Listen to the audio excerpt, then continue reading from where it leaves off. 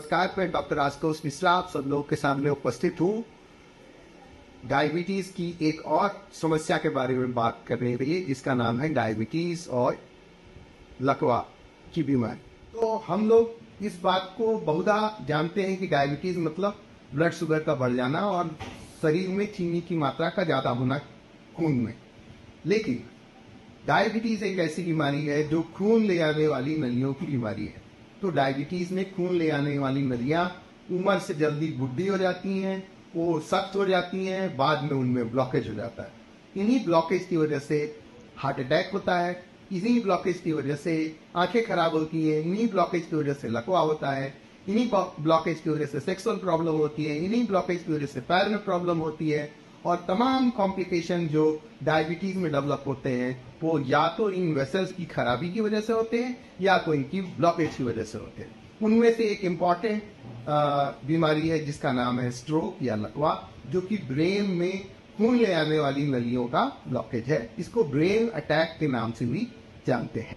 जैसा हम सभी जानते हैं कि डायबिटीज में लकवा होने की टेंडेंसी अन्य किसी बीमारी में की अपेक्षा 2 गुना होती है। तो डायबिटीज में लकवे का रिस्क 2 गुना होता है। डायबिटीज में उम्र से पहले लकवा हो जाता है। मतलब मसलन किसी व्यक्ति को अगर 75 साल में लकवे का रिस्क हाई होता है तो डायबिटीज में ये रिस्क 45 साल में भी हाई हो सकता है। और इसको प्रिडिक्ट किया जा सकता है, इसको प्रिवेंट किया जा सकता है। सबसे महत्वपूर्ण बात यह है कि हम पता कर सकते हैं कि लकवा किन लोगों को होने वाला है और हम ये भी इंतजाम कर सकते हैं कि आगे आने वाले समय में लकवा की प्रॉब्लम न हो।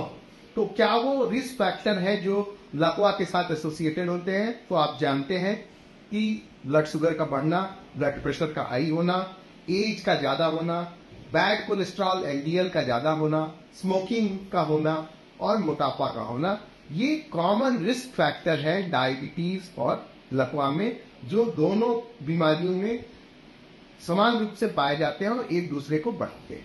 अब आइए बात कर लेते हैं डायबिटीज में लकवा को कैसे बचाया जाए और किसी को हो गया है तो उससे कैसे निदान किया जाए। सबसे महत्वपूर्ण बात यह है कि डायबिटीज में अगर आप शुगर कंट्रोल अच्छा रखेंगे तो आपको लकवा होने की संभावना कम। शुगर कंट्रोल करने के लिए ऐसी दवाइयों का उपयोग होना चाहिए जो लकवा पर भी काम करें और शुगर पर भी काम करें। तो ऐसी दवाइयां जैसे पैरालिथोजोन, GLP-1 receptor agonist, DPP-4 inhibitor, ये ऐसी 3 दवाइयां हैं जो लकवे में भी काम करती हैं, डायबिटीज में भी काम करती हैं।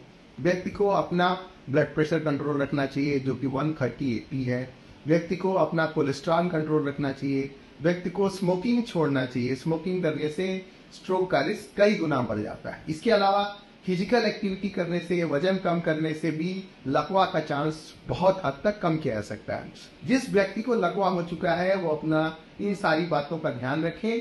साथ में फिजियोथेरेपी, वॉकिंग और एक एक कदम हौसले के साथ अगर आप बढ़ाएंगे तो धीरे धीरे आप लकवा और डायबिटीज दोनों पर विजय प्राप्त कर सकते हैं। धन्यवाद।